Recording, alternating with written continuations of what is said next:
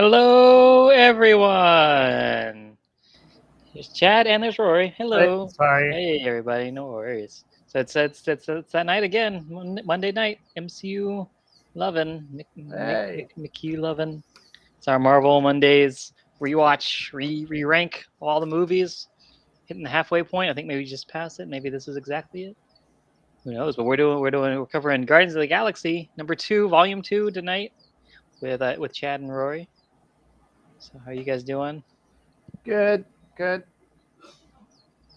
Other than the internet seems to be crapping out in my area, Oh, but other no. than that, so if I get kicked off, I'll be back. Cool. Hopefully, it won't be too much of a problem tonight. Yeah. Yeah, so let's do a quick plot recap of the movie before we get into the conversation about it. Don't really have a good game to play for it. I was thinking, I am Groot. We're gonna play I am Groot later. But yeah, that's the simplest sentence, right? 3 words, a subject, an object, and subject, a verb, and an object. So I would like us to try our hands at trying to recap all of the scenes in this movie with simple 3-word sentences at a time. That makes Okay. sense. So Okay. every scene or just all the plot points? All the plot points. Okay. Well, I'll start with I don't count Kurt Russell as one word. Kurt Russell drives car. Kurt Russell bangs mom. Star-Lord's mom.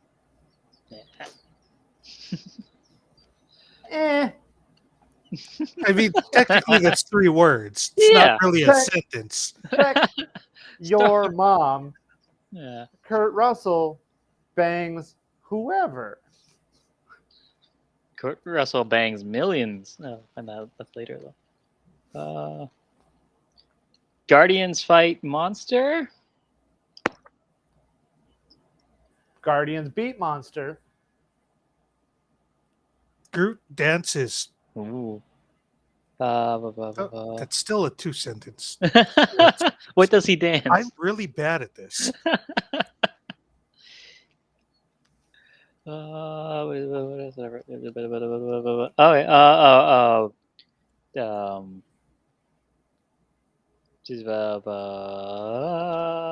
Rocket steals batteries. There we go. Gold people angry.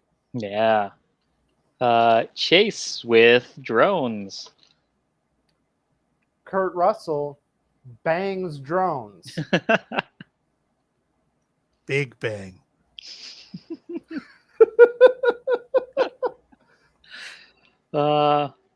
Also, Nebula's there. Guardians crash land. Kurt Russell saves them.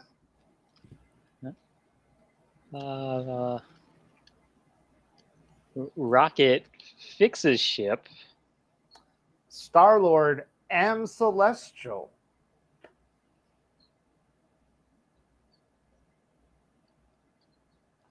Mantis is there. Oh, yeah.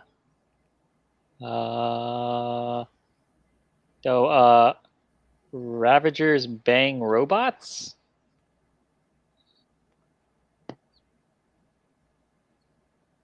Ravagers find Rocket. Yep. Rocket trampolines Ravagers. Rocket, Yondu, Bond. Taserface mutinies Yondu.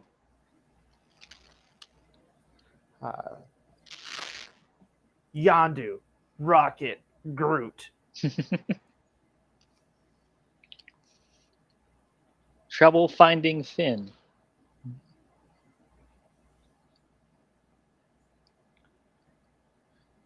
Kurt Russell is Planet.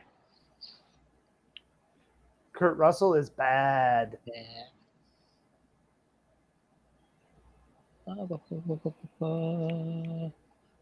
Stan Lee briefs watchers.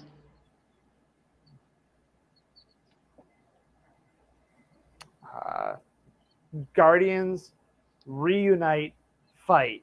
Ooh. Kurt Russell killed Mom. Kurt Russell killed many. No. Star-Lord got mad.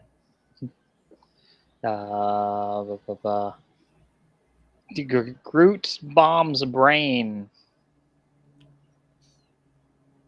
Star-Lord is Pac-Man. Yondu saves Star-Lord. Oh. Yandu dies valiantly.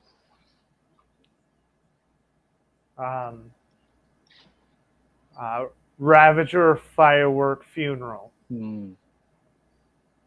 Yondu is redeemed. Groot The end? is Oh, yeah. teenager. Oh yeah. The Star-Lord gets Zune. David Hasselhoff music plays.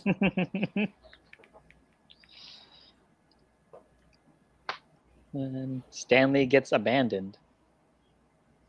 And I think that's the whole movie. There we go. That's We did it. it. 3 All words right. at a time. Adam Stream is- Warlock. Everybody.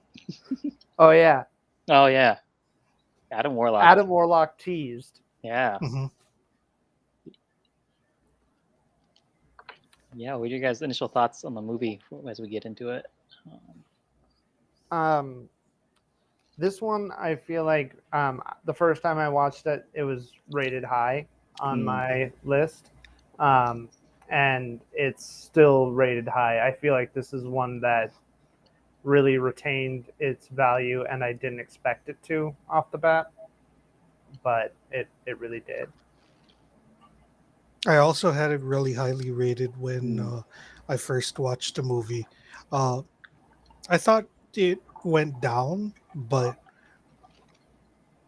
I think that it holds up to rewatching better than the first Guardians. Yeah. All right.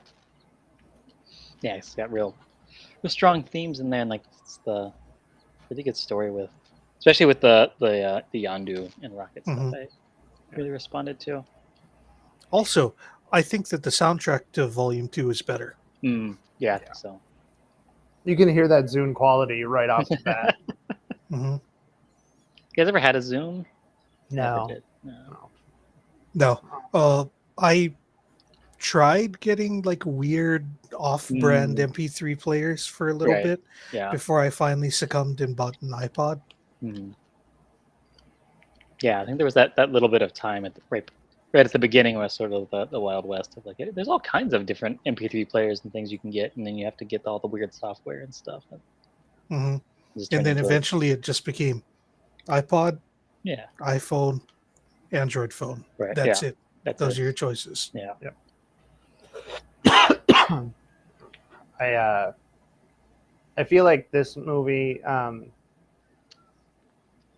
so like the first Guardians like I feel like the reason why it didn't stand up was because it relied heavily on the shock value of its comedy, and this one I feel like they actually let the characters be sentimental and have legit heart, and that's why this one, like, even though I knew the jokes were coming, it didn't bother me as much that I'd already heard the joke. Right.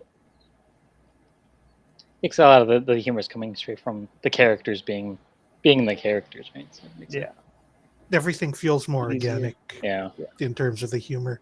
There's also a lot of well, not a lot, but there are quieter moments in the movie as well that you really it doesn't hit you over the head with the sentimentality for it.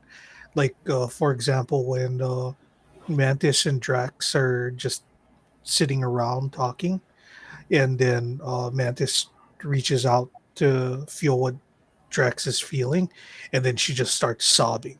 Right. Like Yeah. I feel like in a lesser movie, she would start narrating like, "Oh, you have such pain." Yeah. And also like that scene is informed by like the joke earlier, which was a decent enough joke, but they use the joke to actually inform a later scene, which is just a better like storytelling device. Right. Than, Yeah. So I thought that was cool, especially because like you said, they didn't hit you over the head with it, but like in the first scene when she reached out and felt Quill's emotions, she didn't immediately start like trying to dry hump Gamora. Right. So like her reaction to his pain and grief wasn't it wasn't like it was a seep over. It was her genuinely reacting to how he felt, not Right. like just voicing his emotion, Yeah. which I thought was cool. I think we finally hit the year mark too, where the CGI younging of actors got like creepy good, because that looks exactly like Kurt Russell from Right. 1970 something. Yeah. I The think hair's that doing a lot of work. I think that with Kurt Russell and Michael Douglas in particular, those were two where they had enough video going back to be like, this is what this person was supposed to look like. Right. And then prior to that, it was just like, let's Yeah. just put a soft filter on Yeah. them. To smooth the skin out a lot. Yeah.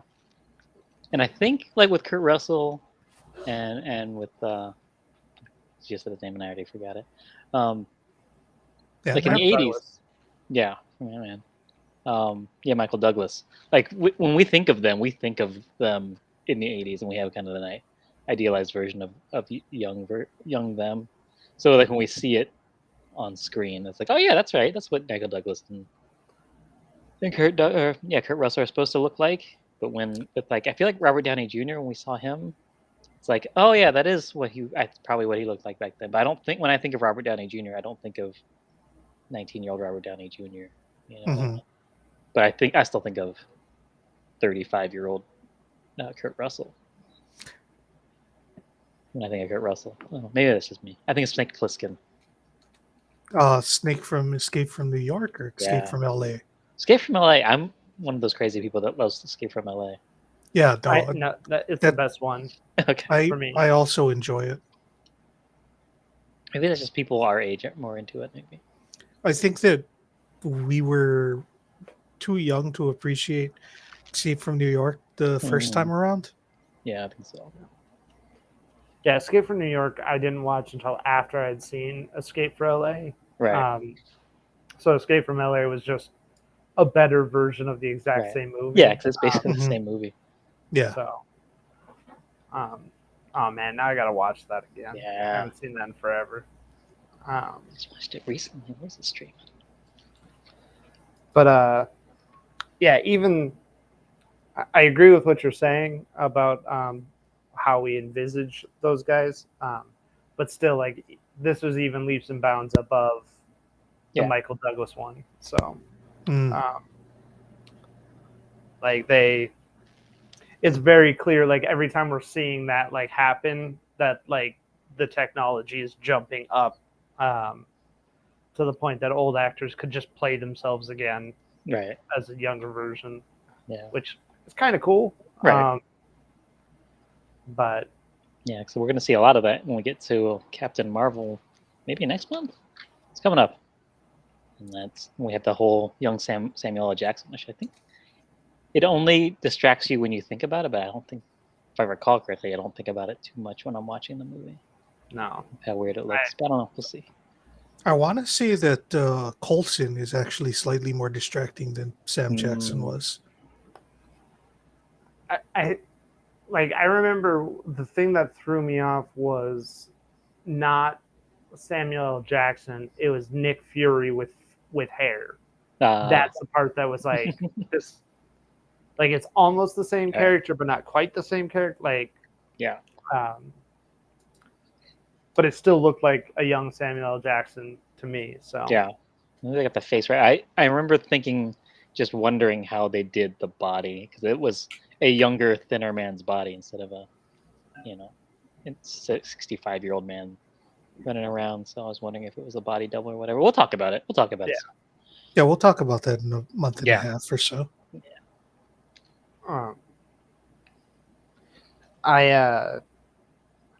I need to applaud this movie too for opening with a musical dance number, which I should hate, but I didn't. Yeah, well, if it's a musical dance number where you're also blowing up a monster, I think it's okay. You know, I don't think that normally I think I would still be upset, but it was still cute. No. I think the reason why it worked is because like Baby Groot was the one doing it. Right. So like I knew it was inappropriate, but it was because the baby was inappropriate, which made it work better for me. I do also think that dance numbers where it's not the entire cast doing a dance number, but it's just one person is dancing while everyone else is doing whatever they should be doing, tend to be more fun to watch than full cast dance numbers, unless you're one of those people that really enjoys musicals, which sometimes I do, sometimes I don't. Yeah, depends on the musical. I generally don't. Yeah. Like there was one part of that fight scene that bothered me. Like when Drax jumped on the inside of the monster to try to kill it. I realized that is an actual stupid way of killing anything. It did bother me a little bit that they were like the skin's the same thickness from the inside, because like part of me was like, yeah, but like your outside skin defends against stuff. Right. Like yeah, it's to keep stuff out. So if you're already inside, then you've defeated the skin. Right. And then the second part was like when Gamora like jumped in and stabbed that thing with her sword. Like if a mouse managed to get like a mouse-sized sword inside of me, its own body weight wouldn't drag that down. Yeah. We do see Rocket later on punch a guy out, which is very funny, I think, with his little raccoon fist, knocks out a full-grown space pirate. But yeah, I think anytime swords get used in movies or cartoons or anything where like there's also guns and laser guns and stuff, swords are able to cut through everything with no problem, regardless of the size of the guns and lasers that they're shooting. Yeah, you have to assume that all swords that actually carry weight in gun or laser movies, they have to be special swords. But that's actually my problem with the scene, is that we open with Star-Lord complaining to Gamora. It's like, oh, you're using guns now? I thought you were the sword person and guns were my thing. Right. And it's just like, wait, but Drax is also a blade person. Yeah. So why was it not a problem when Drax had his knives and Gamora had her sword? Well, you know, I see what you're saying there, but like, if Gamora showed up to that fight not wearing a shirt, we would all have them commenting, being like, Drax is the one who doesn't wear shirts. And if she showed up buck ass naked, we'd be like, that's kind of Groot's thing. Yeah. So I mean, they've each got their own thing, and I can appreciate that.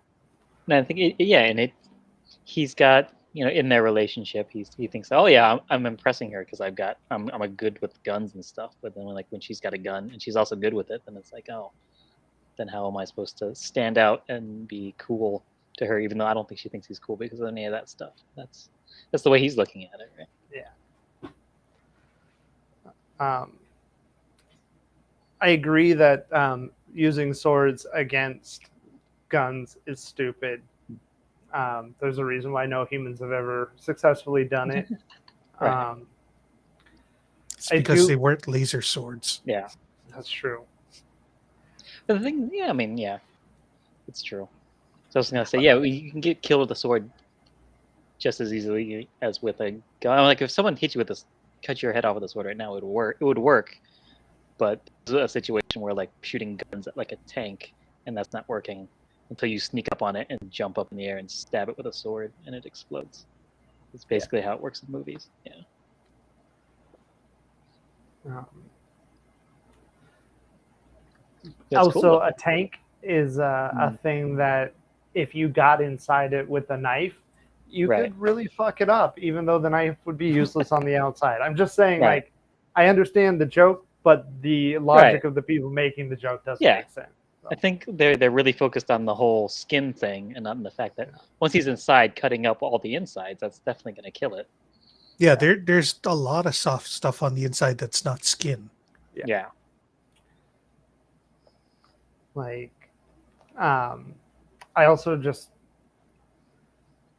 I generally don't I don't know I don't generally like characters that are just dumb. And Drax is one of the few ones that is just kind of a dumb guy that hits things, and I still really like him. Right. But it seems like one of the weaknesses of this particular movie, and there's not a lot, is that like there's tension between Rocket and Star-Lord and Rocket and everybody. Right. But it doesn't seem like anybody particularly cares for Drax either, or has anything that they like about Drax. Yeah. And that doesn't change. Like there's no. Yeah. I mean, he's just a clown in this movie. Yeah. Yeah, Drax comic got relief. significantly dumber between volumes 1 and 2.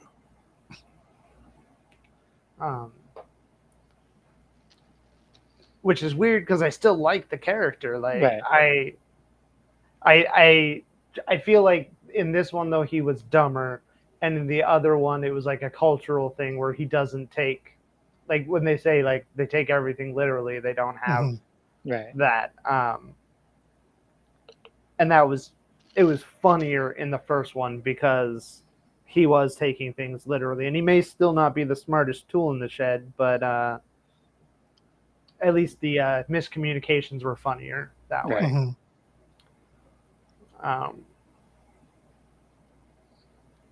Yeah. I think even Dave Bautista said stuff in interviews and stuff about how he's not really happy with what's happened with the character from where it started with where it kind of ends up by the end of the current day. Just because, it just kind of becomes much more one-dimensional. Now, maybe in the third movie it'll be more stuff on him. Or maybe in the holiday special. Ooh, holiday special, that'd be great. No, they're making that. Nice. Oh, really? I Yeah. did not know that. I have no idea when it's supposed to come out, but sometime this year. Life Day, yeah. Oh, is this where we find out that they're in the Star Wars universe and the Marvel universe is the same? That I would be very excited about that. And I'm sure that Rocket would be excited about laser swords. Yeah. And how many he could fire out of a gun. Mhm. I did like that they gave Drax more heart in this one. Like he isn't consumed by his quest for revenge. Like he actually cares about his team, which I feel like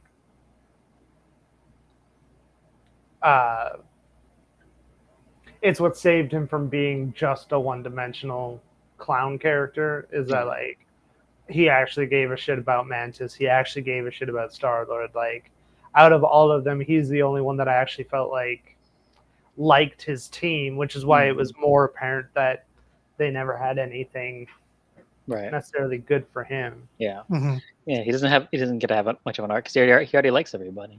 Everybody, I think, generally likes him. So, what's he got to do?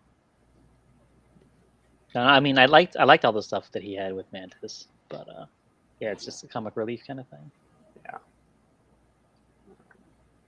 Well, it's very funny that he kept calling her ugly when she's not. It's like it's anytime someone can be mean to a beautiful woman, like I said last week, it's points for me. Yeah, Weird. the end of it, I really loved when he's like, "You're beautiful on the inside."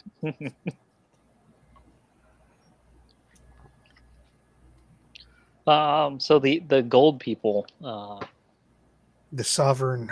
yeah, the priestess. Who played her? Oh, she's a very I always striking looking forget woman. because she looks like somebody, but then when she's not gold, she Hmm. looks really different. Uh, Which I understand a lot of people when they've got full body makeup should look different than they do without full body makeup. right. But like she seems like she would look similar, and it feels like she looks really different. She does look super different. Elizabeth Debicki. Hmm.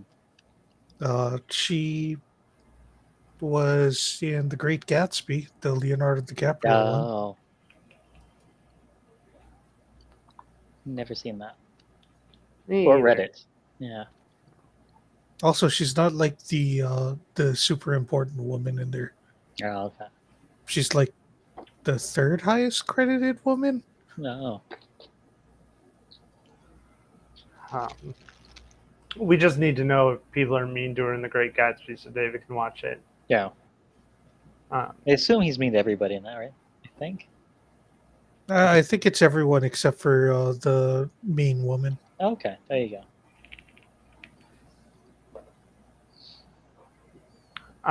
one thing that, like, I understand for comedic relief why they were bringing the Sovereign in the way they did.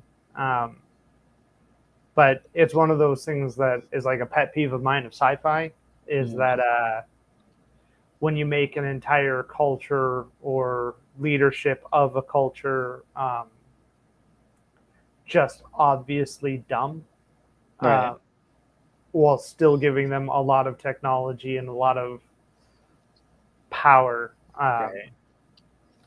Like, I understand that we have like a lot of leaders that are dumb and a lot of people that are like making decisions that are dumb in our own culture, but it's not the entirety of said culture, and that's why we haven't just crashed and burned. But if that lady was like the high priestess of an entire people, that planet would have gotten overrun by Right.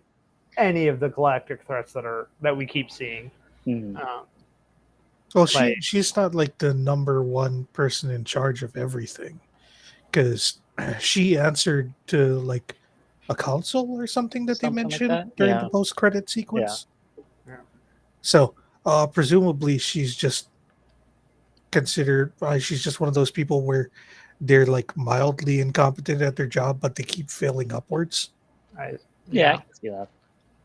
It's just, Uh, I think, like, because the way that they're kind of presented as being like this civilization, you know, they got all these resources and stuff, and they're people that are supposed to be like, I guess, feared in some ways. They have this big fleet, and they're sending bounty hunters after the people that cross them and everything.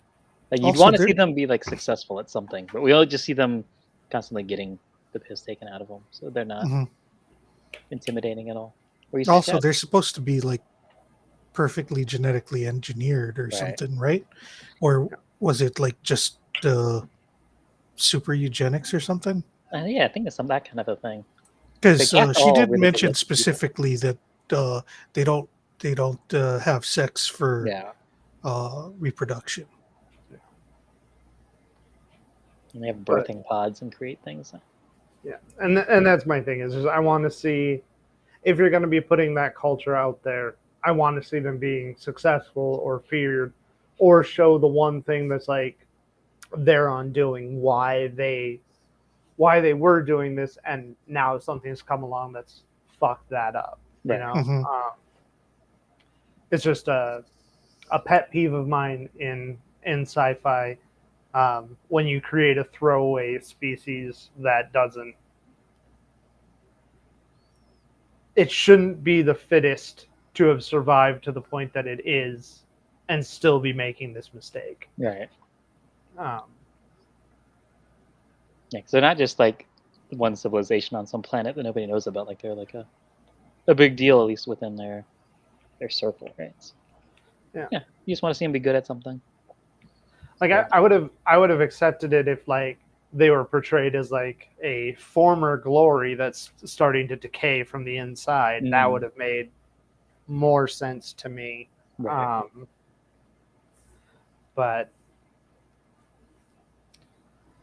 yeah, I mean, like you could sort of fan wank some ideas into why they're considered to be so important, even though they're not actually good at Right.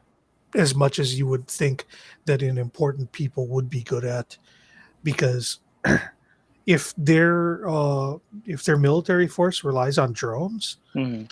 and they have like such numerous amounts that are able to work, like what did they say it was like 50 jumps or something I think it's in order to get 700 jumps. Yeah. 700. So Yeah. presumably Ego's world is hella far from anything, Yeah. but they're able to control their drones out from that far. It's like maybe that's the one thing that they've figured out that they were good at, Right. and they're just mass producing drones that can go anywhere and be controlled from no matter how far away, so they never risk any of their populace. Right. Yeah. And then they're also selling that technology and making money. And then, once you make enough money, then people have to respect you. Mhm. Also, since they're all, Is that perfectly all it genetically takes? engineered, I think Is so. that- It just takes a lot of money for it to get respect. Yeah. That or and, be, and if you're not getting enough respect, Yeah. the answer is more money. yeah. Or just That's be the Musk method. very, very beautiful, right? Like just be genetically engineered to be as good looking as possible.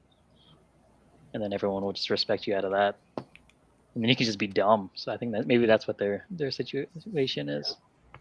They really, Well, I agree that like we could fan wank it out, but Yeah.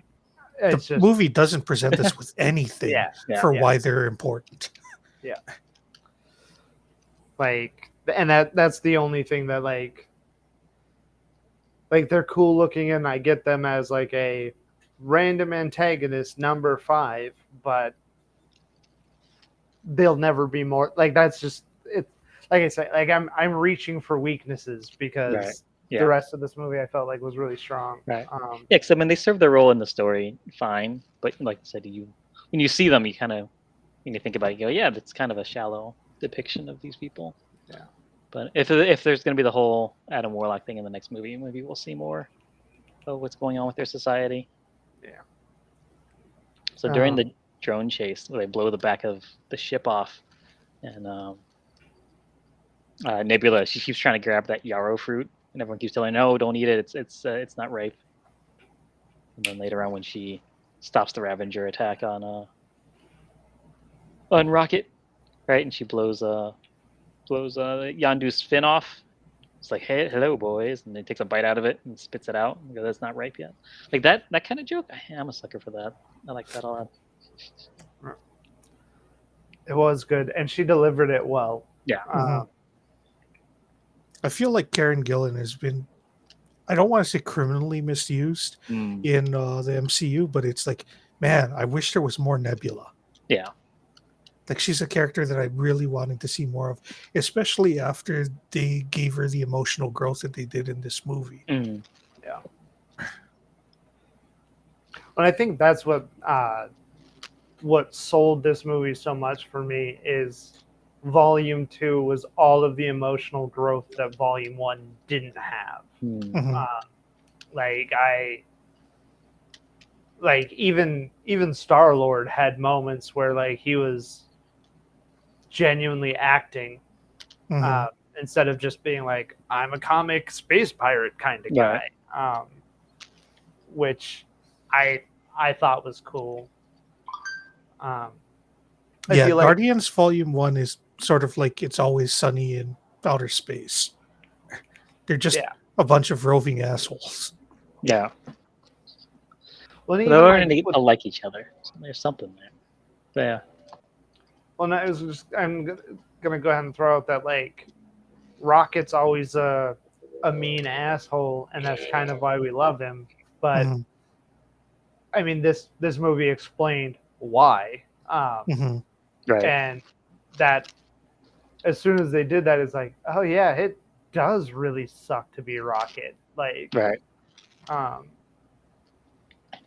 Yeah, and I just love that depiction of the character where he's a dickhead to everyone, and it's funny, but also like it's not that thing where like, oh, look how cool this guy is that he's mean to everybody. It's like he's mean to everybody, and then people don't like him, and he's also really sad about that all the time too.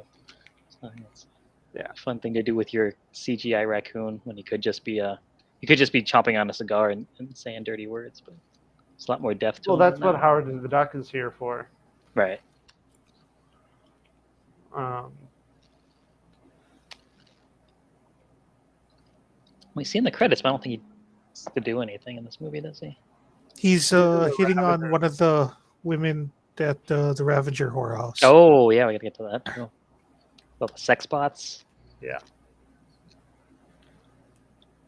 Just Space Stallone. That's Space Stallone, yeah. Yeah. Oh man, that's something that I was so excited about at the end of this movie when they had the post credits with most of the original Guardians. Like Right. the Guardians in this movie and the previous volume, they're created based off of a team that was created in the early aughts. But the Okay. original Guardians of the Galaxy were created in like the 70s, and it was people from each of the planets in the solar system, because we were taking over, the whole solar system was colonized and then subsequently taken over by an alien race. And all of that's not really important because it's just Right. a bunch of cameos at the end of this movie. But the team of Guardians that is the famous Guardians of the Galaxy now, thanks to the Right. movies, is Mhm. actually the second team to bear the name. See, I didn't realize that's what that cutscene was referencing. Was that those Mhm. were the original Guardians? I had no idea of that. So I Yeah, just got schooled. I read something before. about it, but I didn't know what their whole deal was. But that team was made up of we had Michelle Yeoh and we had Ving Rhames. I think the robot head was played by Miley Cyrus. So Uncredited, yeah. yeah. And Michael Rosenbaum was the Oh yeah. crystalline guy, Martin X, Right. and Stallone. Nice. I wonder if I can get their own movie. That'll be fun.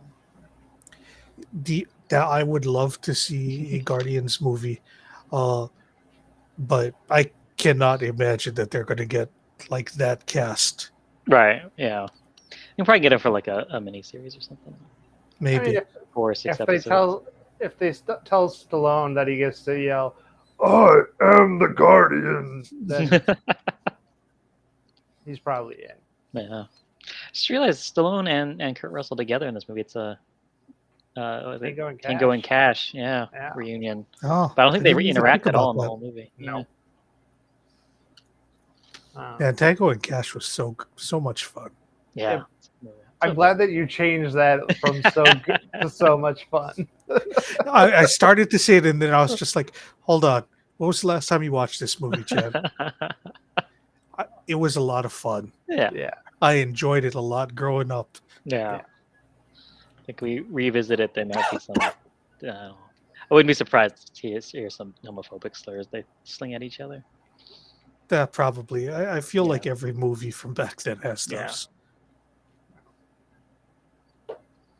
But yeah, the robo hookers.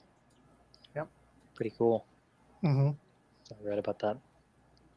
I just every time that I see the robot brothel done in sci-fi, I'm like, if you have this capability, do you need a brothel? Like these guys own spaceships. Like right. This would be the equivalent of like a dorm having just like one pack of tube socks. Like gross. Yeah.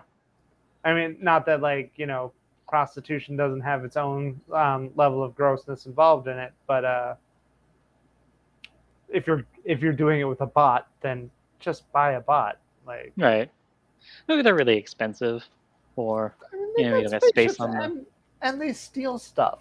Yeah. Like that's the thing that really like gets me about it is like they talk about all the stuff they stole, but they never stole sex bots, so they didn't have to spend the money they stole. Yeah. Like, I feel like if you have one on the ship, then a lot less work gets done. That's a good point. I was just gonna say they probably just don't want the upkeep. That's true. Like none of them are willing to clean the sex bot. Right. Yeah. Something you're not paying to use the sex bot. You're paying them to clean and maintain the sex bots.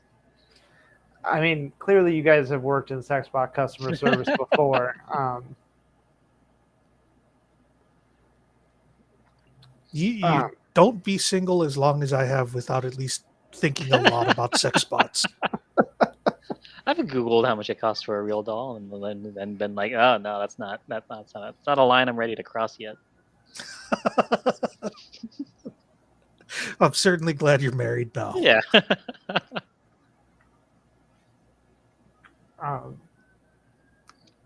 Yeah, we find out in this scene that it's against the Ravager code to deal in Traffic kids, children. traffic children. Which, like, it seems like that they just found that out, but it haven't they had that kid with them like ever since he was a kid, and nobody noticed or said anything about it. So that's weird. That took them 34 years to be like, hey, this isn't okay now. I don't think that was that they hadn't found it out previously. I think he's been kicked out since the time that Quill was a kid. Okay. So like he's his own Ravager faction, but the other Ravager factions have nothing to do with him. Right. So. Yeah, that's the way it read to me as well. Okay. Yes. Since we don't in that first movie, we don't see any other Ravager faction. Just kind of felt like this was a new development, but I guess maybe not. It makes more sense for it not to be.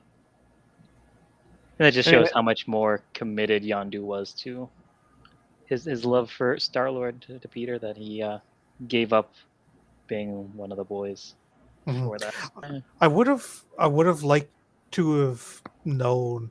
I don't know how they could have worked into the movie, but I would have liked to have known whether or not Yondu was kicked out of the Ravagers before or after he picked up Star-Lord. Because I think it would have added a lot to the father-son relationship if him keeping young Peter Quill was the evidence that was used to kick him out. Oh, yeah. Like when he was just dropping the kids off and getting paid, right. Yeah, and no one knew. Like if that was the thing where it's like no one knew that he was doing that until he kept one. Right. But when he actually did the right or the better thing, that's when he got in trouble for it. That's going to be my headcanon now, because I hadn't thought about that before. Right.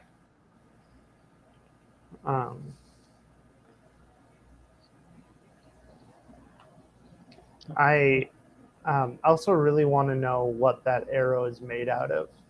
Yeah, that's what I always think about. It's how, like, I mean, the part where you whistle and can make it fly through dozens of people, like that's really cool. But like just having something that can just shoot through basically anything is also pretty cool. It's not even a lightsaber. Yeah, like it's just a piece of metal. Yeah, whatever that arrow is made out of, they need to make swords out of that. Yeah, maybe that's what Gamora's sword's made out of. Maybe. Which also I don't actually know this. Like I know that there's vibranium in the comics, and adamantium is a lesser version and an alloy of vibranium. Right. But like I don't know if, and those are like those are the strongest metals found on Earth. Right. And then Mjolnir is made out of something else. Uru, which is, from what I understand, one of the strongest metals in the universe. Is it made from like a collapsed star or forged in a collapsed star? Something? I think it was forged in a star. Okay. Yeah. But I remember that Uru, the thing that's most important about it is it holds onto magic really well. Like more so than like vibrate. Like if you enchant vibranium and you enchant Uru, Uru's going to last longer than the vibranium will with that enchantment. Right. But I don't know if there's any like metals in between that are common in the galaxy, but not common on Earth. Like, maybe the reason that they can make one arrow out of it is because it's very rare, or maybe it's just like regular metal, and like he says, he doesn't control it with his mind; he controls it with his heart, and also the power comes from his heart. So it's because of how hard his heart is. It could be. Well, because later on, he was able to kind of control it. Right, and it stabs it stabs Drax right in the shoulder, but it doesn't go through him and Mhm. immediately kill him. So His heart Maybe- wasn't in it. yeah, his heart wasn't in it. Um, So Ego, his ship is an egg, like a big old egg. Mhm. A lot of I egg do- and sperm looking stuff going on with Ego. I really want to point this out that Ego in the comics, it's a cool idea, but it's also one of those things where it's like it's really stupid. Right. Mhm. It looks stupid every time they bring them in. It's like, oh, this is really cool, but it just doesn't compete with everything else that's going on. Like Mm, it's hard to fist fight a planet, right. even with a sword. But they did a really good job of paying homage to it while still making it something that isn't stupid, which Right. I didn't think you could do with Ego. I was very glad that they had like that one scene where they're flying in and you could make out the face Uh-huh. on the Right. planet because that's how Ego appears in the comics. Like yeah. he doesn't have like a tiny avatar version of himself.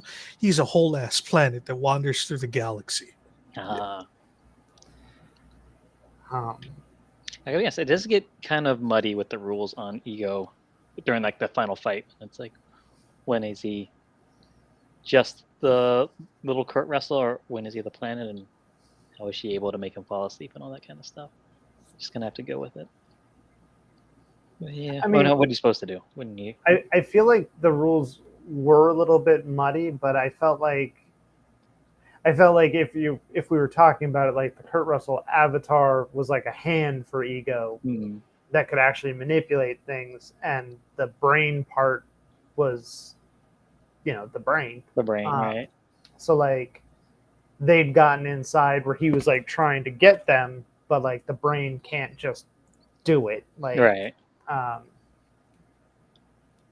So like he was like shifting things around, but they were already within the part where he couldn't just crush them out. Right.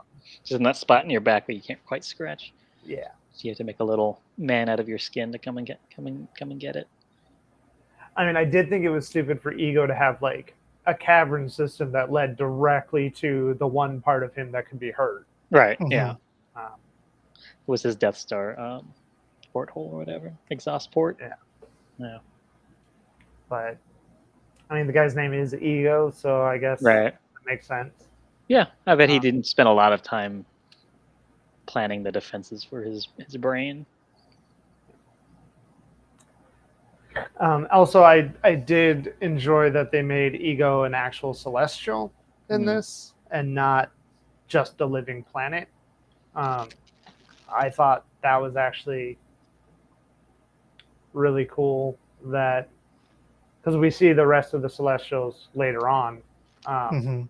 and they look different, but it's neat to think like, oh, this is another way a celestial could look, if he wasn't trying to like conform.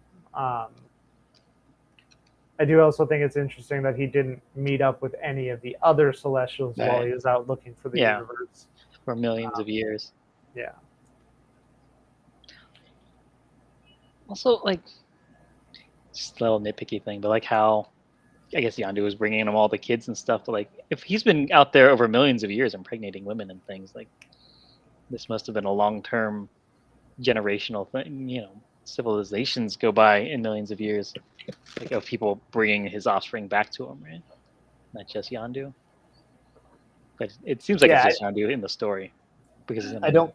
Yeah. I think Yondu was just their current one, Right. not like I don't think all of those dead bodies was Yondu. Like I think he brought like a couple of kids and was like, I don't see the first two running around. Right. Where are they? Yeah. Mhm. So, That's the other thing I wanted to mention sorry, go about it is because his Ego, he travels since millions of years, traveling to other planets and seducing women and things. Like, how many planets does he go to that haven't reached that point of like a real civilization on it yet, like humanoid creatures, and it's just like dinosaurs or whatever, and he still has to impregnate something while he's there. So it's just, Does he? Doesn't he feel like it would be a waste of the trip not to? Yeah, I mean that's what Well, I he feel still like every gets time I to- go anyplace. He still gets to plant his seed on Yeah. the planet. So it's like he's still fucking the planet. Yeah, so I think on the planet scale, yeah, but he's also trying to mix his DNA with some sort of organism, I think. Hmm. I think it might be that he's like going to other planets and dropping off his like planet sperm, Right. but he's also trying to find a creature that can mate with him. But Mhm. there's probably times where he doesn't because he just knows it won't work. Okay. But I don't think he's always just walking around in the Kurt Russell body. I think he's probably remaking that every Right. time. He's probably got it like a dinosaur body. Yeah. Mhm. Maybe that's what he needs. Try it out. They all have 1970s hair, but they're each different. Right. Um, He does mention he has a penis, a nice penis. one thing that I am interested in, just in general, is that if Peter Quill is genetically a celestial mixed with a human, I know they said that he would be cut off from his celestial part if he killed his dad, but like, Right. if I was, semi-godlike and had offspring that had access to some of that power, I think I would lie Right. and just be like, "Yo, if you do this, it's not you can't do it anymore. You're going to be human." So one part of me wonders, like, do you think that maybe Peter Quill in the MCU still has some of that celestial mojo going on, or was that just a one-off Right. plot point? I can definitely see it going either way. I wouldn't be surprised to find out it either way, really. Same. Yeah. So I'd be happy if he didn't, but I can see it happening and then exploring in that too. I wouldn't be surprised if he, even if he's like still mortal and can't do full celestial stuff, if he can still Right. like handle a lot more energy or something. Right, yeah. Um, Can't make energy balls or anything, but Yeah. can hold a infinity stone or whatever he needs to do. Yeah. So I mentioned the escape from the it's Rocket and Yondu, and they're trying to get baby Groot to get the fin. Was a fun bit. Yeah. I don't. That's a gag that always gets me. Yeah. Is somebody not understanding and just repeatedly showing what they think. Like, Right. I don't know why it gets me, but it does. Like, and the more dumb and innocent the person trying to help can be, Right. the funnier it is to me. It is funny, especially when he brings him the toe. Yeah. It's very fun. I think I'm a little too literal minded because I kind of want there to be more of a connection to what they're saying and the things he's bringing back. Right. But it's still very funny. What I would have liked to have seen for that scene is if you could somehow like go into the mind of Baby Groot. Hmm. So they're trying to explain stuff to him, and he just hears, "I am Groot. I am Groot. I am Groot. I am Groot. I am Groot," or something like that. Yeah. Where it's just like, "Oh, this is why he doesn't understand them," because it sounds to him the way that Groot sounds to us. Yeah. Actually, I read on Wikipedia, or not Wikipedia, but the Marvel Wikipedia, that the Groots, because they're made out of the same stuff, that's why they don't have the larynx to make human speech. Right.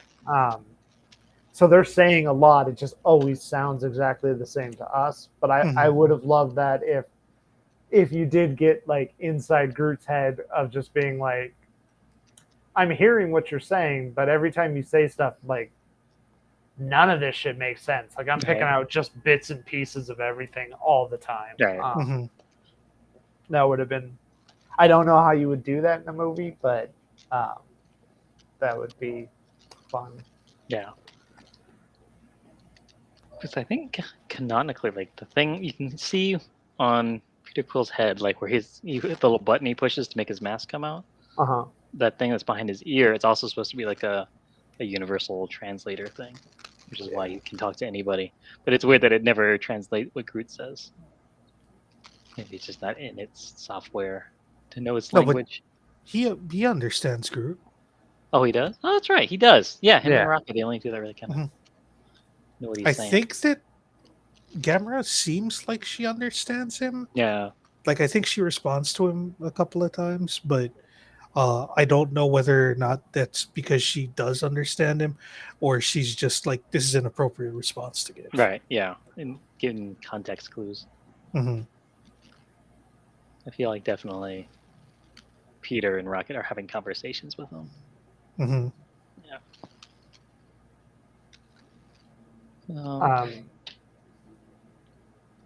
The fin. One. Yeah. I'm sorry. Go ahead. No, go ahead, David. I just want to talk about it's the Yondu's fin when they put the big, cool pompadour mohawk fin on his head. I think that looks really cool. Yeah. Now, like I love that like Kurt Russell looked like the 70s in space, and Yondu looks like the 80s in space. Right. Yeah. Like, I think it's stupid, but I love it. Right. Like It's also supposed to make him look more like his comic counterpart, because in the comics he has a huge head fin. Oh yeah. Like it's like taller than his head. It's awesome. The scene where he's just walking through the ship and he's just arrowing everybody, all the mutineers. They're just following. We have it in the background. Yeah, where they're just falling down and stuff in slow motion and everything. Like watching it, I'm thinking, I think Zack Snyder thinks that he's like serious James Gunn.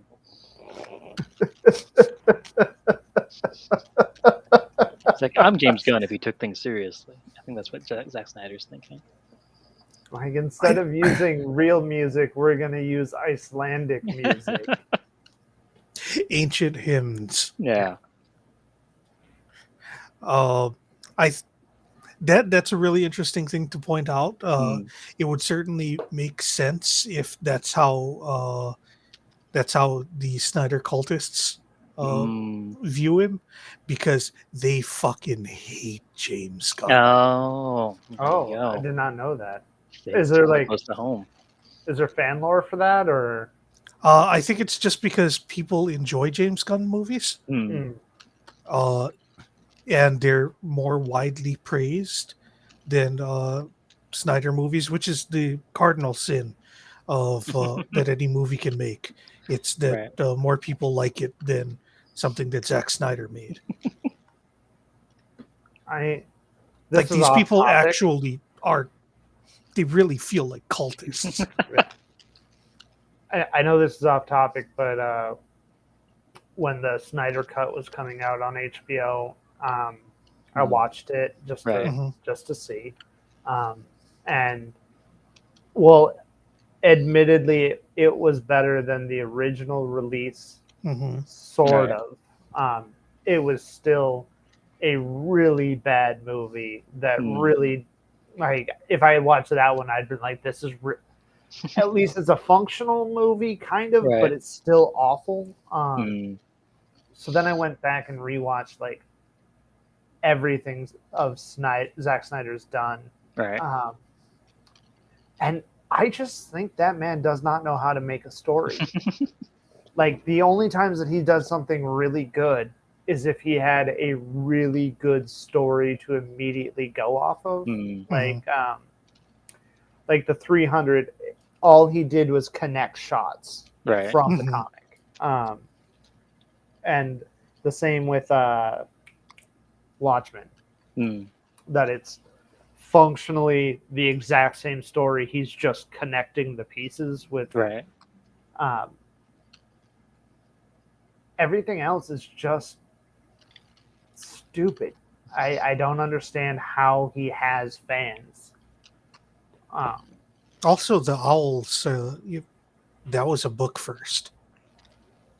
The The what? Legend of Gahul, Oh, okay. the CGI owls movie, Yeah. No, which I didn't even know about that. I personally consider that to be a top tier Zack Snyder movie. That's such a top tier movie that I didn't even consider it a Zack Snyder movie. I must have missed that when I was rewatching, because I do enjoy that movie. Hmm. But it didn't even move. There was no slow panning scenes in that. I guess maybe he should just make CGI movies. 'Cause Maybe. then- He definitely uses a lot of that. Yeah. And to be fair, for as much as I hate Man of Steel, there was a lot less slow mo in there than I expected. Oh, okay. Like honestly, there was more fast motion in Man of Steel than there was slow mo. It felt like. That's the first one that he made where it's the remake of the one with Zod, right? Yeah. Yeah. Hmm. There was Man of Steel, and then Batman v Superman, and then Justice League. Those were his 3 DCEU stuff. Because I felt like Man of Steel, while not being a good Superman movie from the comics, I felt like that one was at least like a creative reimagining of what Superman could have been. Like Brightburn. Yeah.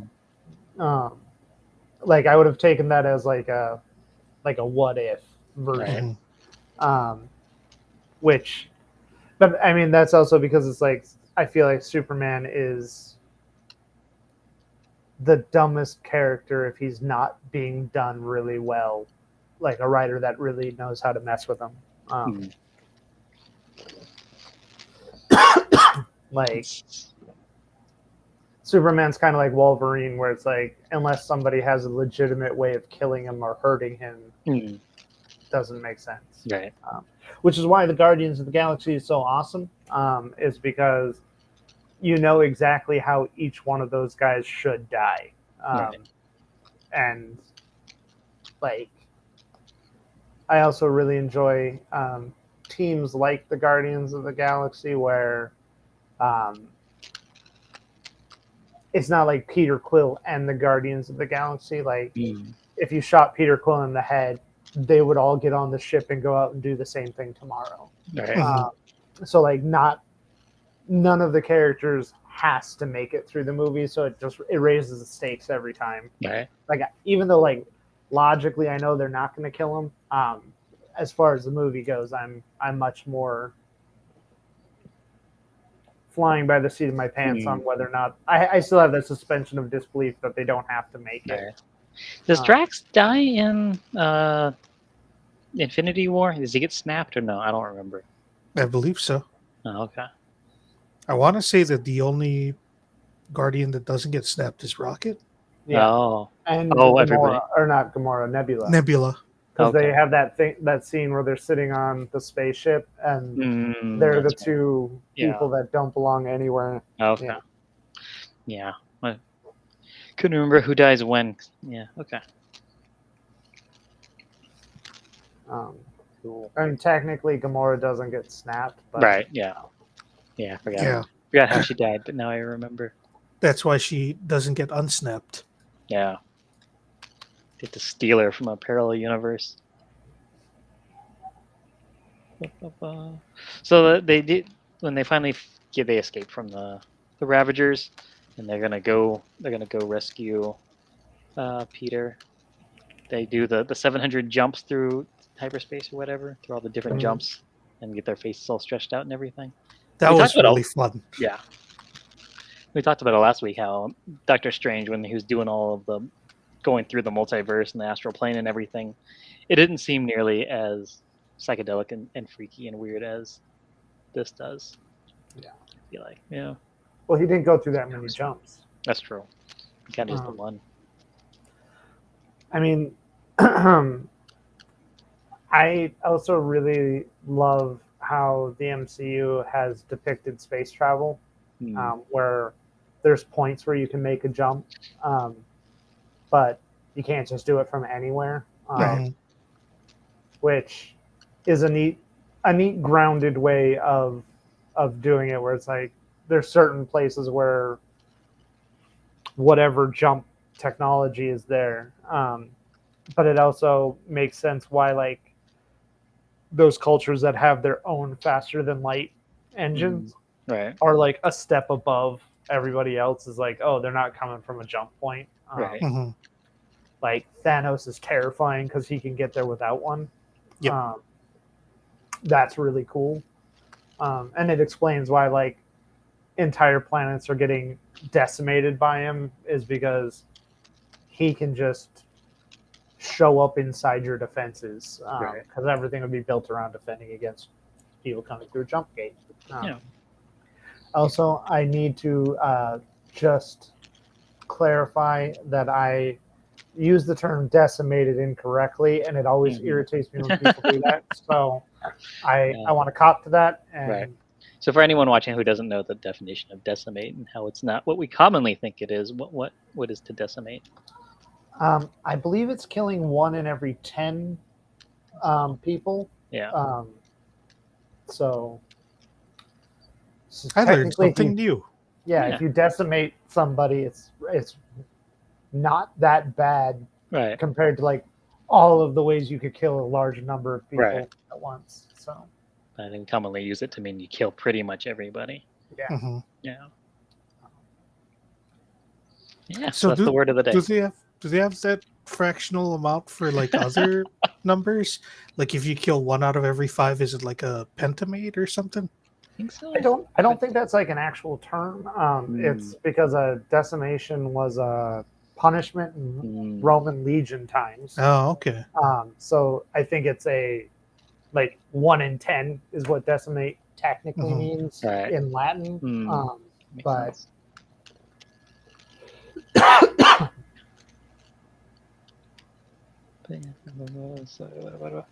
Oh, No, I was just thinking like if it was 1 out of every 6, it would be sexamate.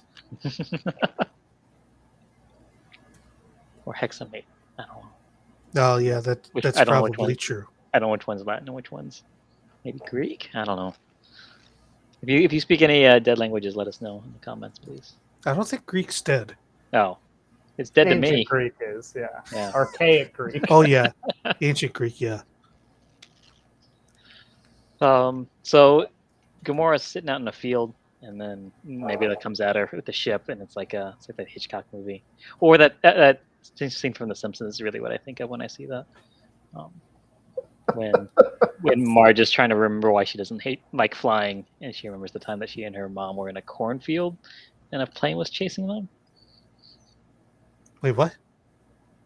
Yeah, there's a lot. She goes through a bunch of flashbacks of why it is that she hates flying, and one of the things is that she's in a cornfield. North with by her mom. Northwest? Yeah, she gets North by Northwest with her mom. And she's like, oh, that's probably it. But then also later on, we find out. I think the main reason is that she finds out that her dad was a stewardess, and that's what gave her that trauma. It was 1994 or something, when they made that joke. Okay. But yeah. Oh, that's there's the a scene I think stream of for instead of you, North by Northwest. David. Oh, yeah? There's a whole like decade of content if you just go back through The Simpsons and find all the problematic jokes and content. Yeah, they didn't get rid of Apu until like last year. Maybe a couple years ago. Now, one of these days we're going to start doing the 512 episode bracket. Just start it. So we do one matchup a week. It'll take 10 years, I think, to go through. It's going to take a very long time. Yeah. We'll be streaming holograms of it. Yeah. Great. Mm-hmm.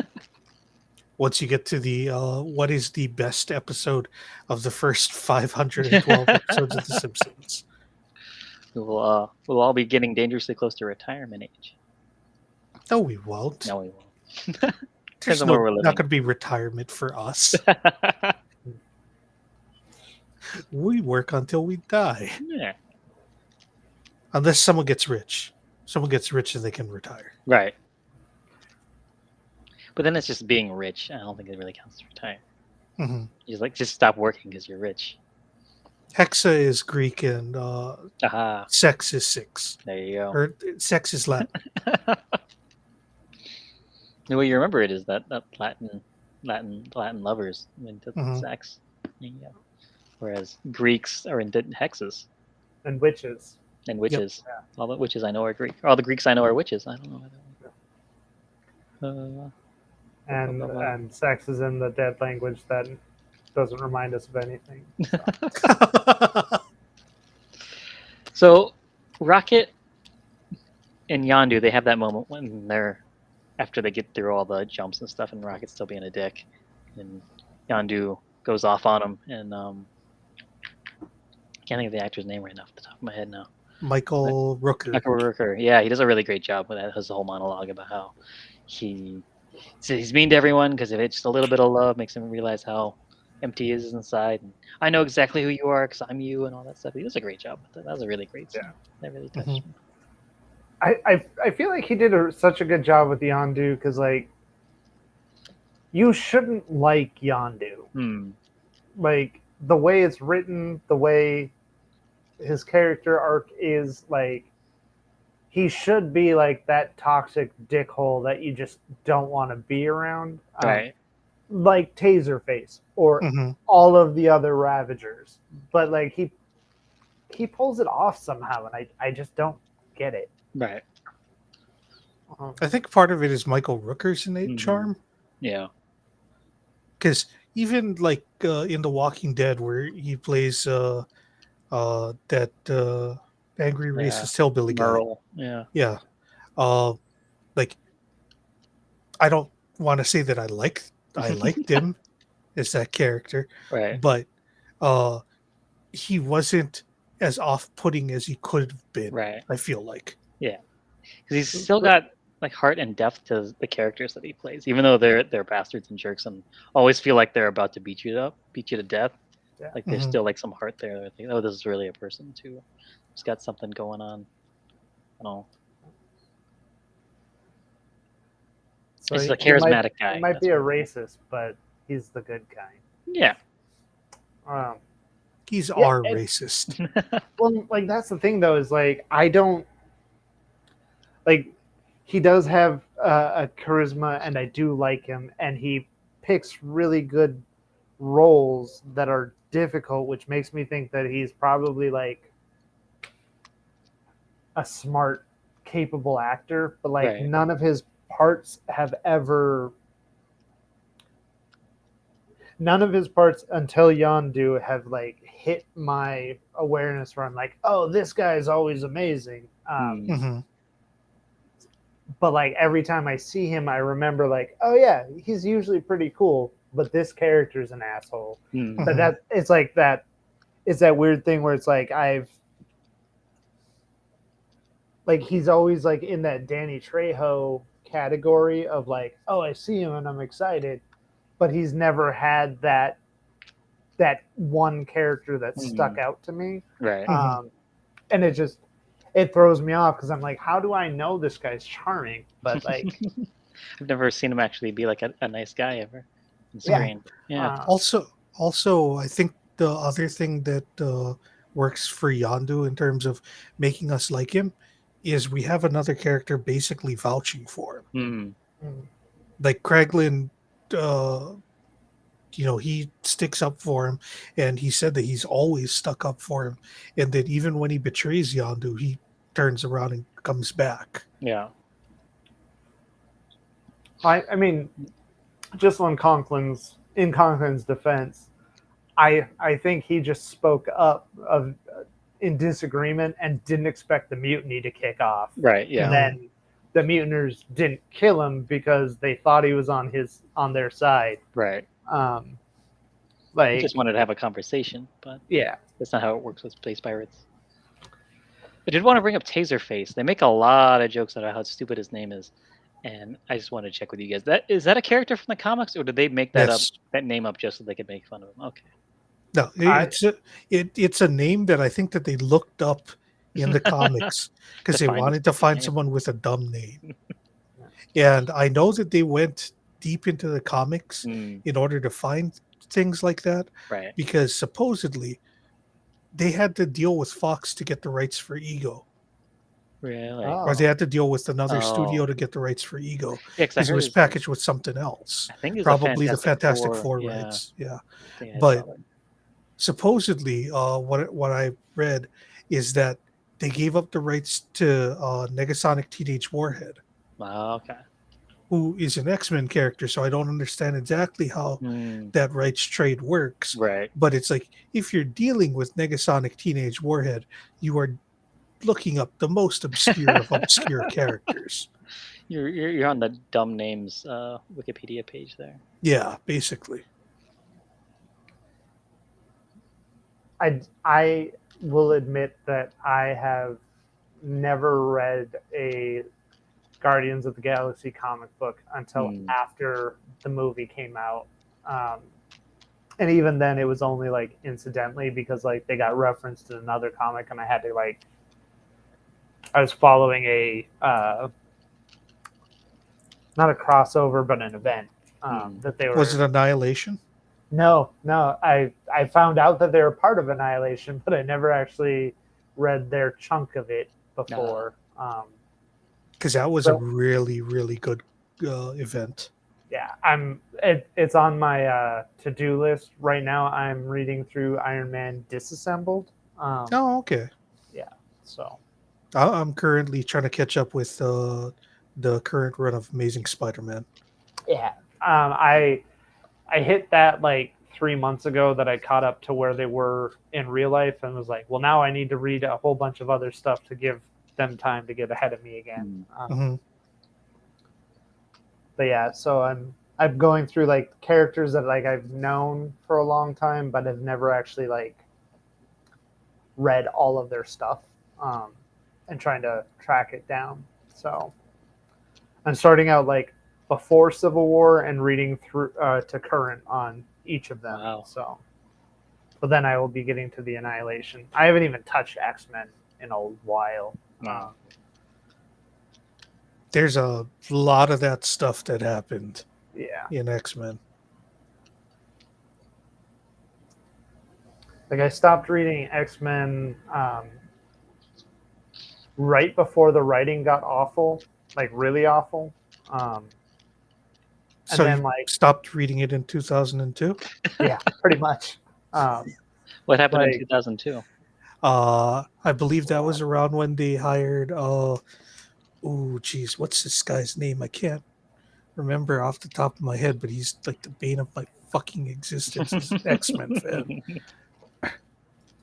Well, like they around then is when the X-Men movies took off and Marvel, like the CEO of Marvel did some weird editing stuff Right. at the time and tried to make the comics more like the movies. Oh, So like Wolverine had not just character growth, but like a character rewrite, basically. And then they made Cyclops into virtually a terrorist. oh, okay. So like Cyclops became the new Magneto over Mhm. time. Okay, like- so that was after Utopia then. That Yeah. you stopped reading. Okay. No, I was checking in periodically and then being like, oh no, they haven't gone back. Eventually Chuck- they'll. So like Sorry. I know that like in the new run they started bringing the characters back to where they were a little bit, because everybody hates what they Okay. did for so long. So my understanding was after the movies and things, like Marvel kind of like nerfed the X-Men. And we're like, we're not going to put a lot of stuff, new stuff, good stuff into X-Men. We'll put it into other properties because whatever, any new characters or cool new storylines you put into here, Fox gets to make the movies about, and we don't want to do that. Give them any more ideas. So we're going to focus on other things. That wasn't until like the Disney MCU Okay. started really kicking off that they got into that particular pissing match. And Yeah. tried to make the Inhumans the big deal. Prior to that, it was still X-Men was the biggest cash cow that Marvel had. Right. So they always got like the hot superstar creators always ended up on either X-Men or Spider-Man. And the guy who I hate is Chuck Austin. He is probably, in my opinion, the worst comic book writer of all time. Uh, my number one beef with him is he was writing the X-Men comics right around when the movies first started coming out. So if you ever watched the DVD extras on X-Men 1.5, the special edition version of the first X-Men movie, they actually have an interview with Chuck Austin in order to hype people up for X-Men 2. And they mentioned that Nightcrawler is one of his favorite characters. So they said, "Oh, is there anything you can tell us about Nightcrawler that no one else knows?" And he's like, "Yeah, he's got 2 dicks." Well, there you go. And it's just like that. That is a DVD extra that where they canonized an X-Men writer Right. telling everyone Nightcrawler's got 2 dicks, and that's not the worst thing that he's ever written. No. However, it turns out that he is actually fairly competent when he has someone telling him, no, maybe rethink that, because he's turned out to be an excellent producer and writer in animation. Okay. The most recent She-Ra relaunch, he was an executive producer on. Oh, okay. Cool. And did I not know really that. love that cartoon. Right. And he's That's on written- my list. So And he's written comics that I have literally thrown across a room. Like the part where he decided to make Nightcrawler the son of the actual devil. And the devil has a bunch of other kids that he needs to get together in order for him to cross over into our world. hmm. How did he get these kids, you may ask? By coming into our world and having Mhm. sex with their mothers. Oh yeah. Well, that's how you make kids. Yeah. It's how its ego does. Yeah, and he does that in order Right. to get the kids to get together and make a portal so that he can come to our world. you said Portal, right? Yeah. Okay. Yeah, I mean that's kind of what Rosemary's Baby was about, right? There are no superheroes. I think her baby only had 1 dick. I've never seen Rosemary's Baby. I'm gonna be honest with you guys. So back to Guardians of the Galaxy. Yeah. We're coming into the final fight here. Got everyone doing their Guardian stuff inside the caverns. The Sovereigns show up. Just one thing on the fight scenes at the beginning and the end fight scene, really.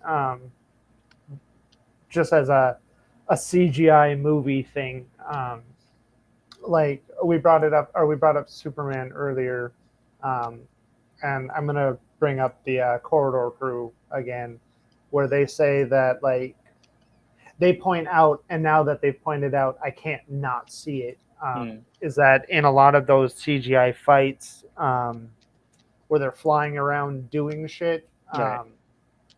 you lose the weight of what's happening because like we're not used to that. Right. And I actually feel like this movie does a really good job of, yes, they're flying around and smacking into things and shooting, but like you still see that like wobble as they're flying because like Star-Lord's using jet boots. Like he's Right. not. It's not like just random floating around. Like they actually seem like they're smashing, and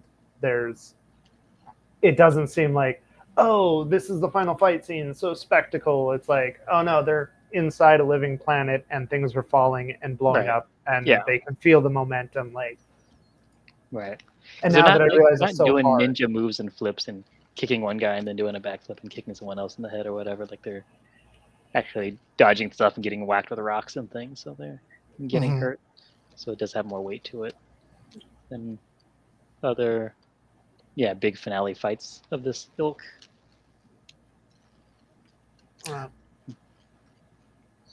But yeah, the go on. end fight in Mhm. this and the fight in the beginning, right. one of the things that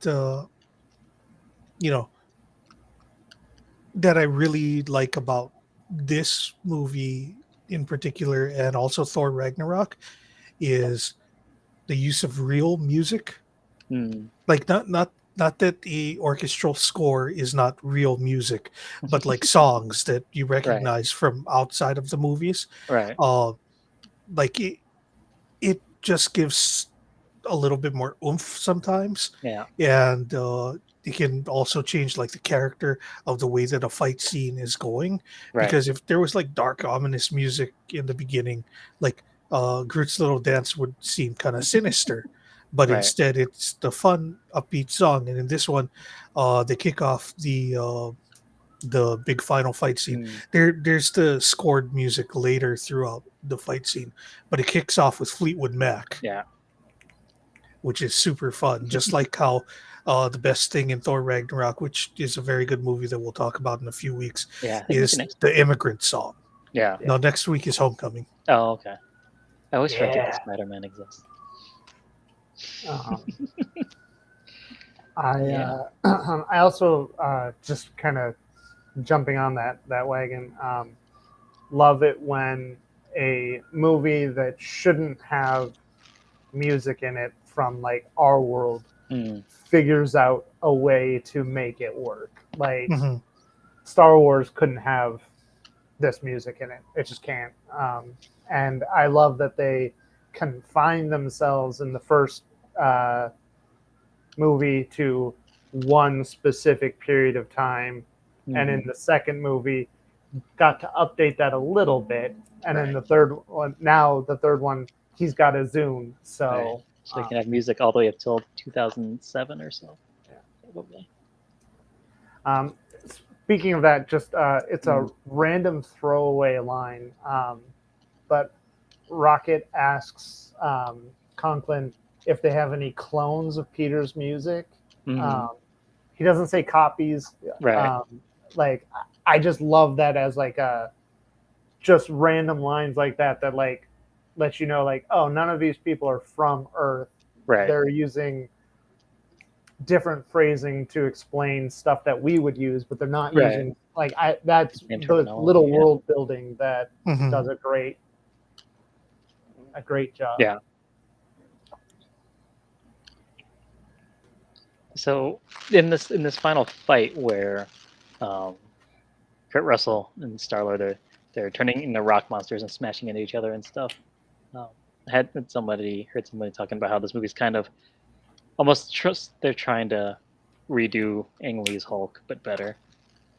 Like how it kind of has the same ending of like, oh, he's fighting his dad as a rock monster, and then there's so much dad stuff in this. Like there's a lot of similarities in the themes and things.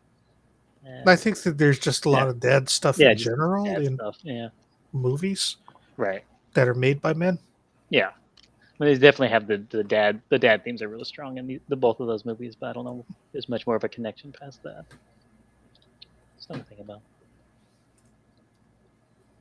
But yeah, then I guess the funeral, which funerals like that those get me too. And it's like, oh, I thought everybody didn't like this guy, but then all these people show up and they really respected him. I'm like, oh, yeah, that's the type of stuff that makes me cry. I didn't feel it this time any urge to cry. I feel like I did the first time. I think I don't know if I cried during the funeral the first time. I know Mm. I definitely did when he froze to death in space. Yeah, like because that always gets. I think I've talked about this before. Is when somebody is doing something that they know is going to kill them, but they're doing it anyway. Right. Like the fact that like when Rocket hands them the stuff, being like, "I know what you're gonna do," and then stops Gamora from going out. And he's like, "I can only lose one friend," and he knows which person is going to die. That chokes me up. Yeah. I generally don't like burst into tears, Right. but like unless it's I think the last time a movie actually got me to like full on bawl was when you're watching Samwise swim after Frodo. Like even just thinking about that one still gets me all choked up. Yeah.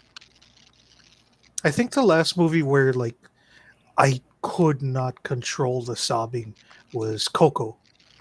Oh. Which one is that one again? That's the Disney movie with the kid that goes into the world of the dead Yeah. to try and find his hero, and he ends up finding his grandfather. That's right. Yeah, spoilers. But yeah, It's like 3 years old, I Yeah. think. you can figure it out as you're watching the movie. Pretty. Yeah. It's a kids movie. It's a wonderful kids movie, though. Yeah. Yeah. Remember Which, the last just one? in general, Yeah. they're making a lot better kids movies nowadays. Mm, There's a lot less family movies that are good, the way, or not good, but like the kind that we grew up on. But right. there's a lot better kids movies. Yeah. Yeah. Because, you like, know, yeah. I think about stuff like the Disney version of Three Musketeers with Charlie Sheen in it, Mm, or Cool Runnings, or like Uncle Buck, or Yeah. that kind of stuff. And it's just Right. like you don't see stuff like that anymore. yeah. But the cartoons that we grew up with as kids, some of them were trash. Yeah. Those are mostly just toy commercials, really. Yeah. Yeah. Now we've Right. got, the biggest movies are movies that are kind of for kids, like all the Star Wars, not the Marvel stuff. It's as much as it's for adults like us, it's also for kids. Mhm.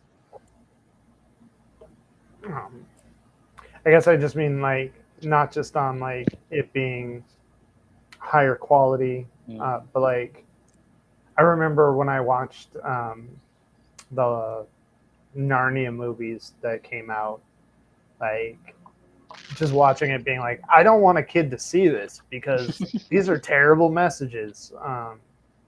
Like I understand that it's supposedly based on Jesus, but like Right. you edited stuff so like a lot of that message gets lost, and this is like the worst version of Christianity to be teaching to kids. Oh, there's some pretty bad ones.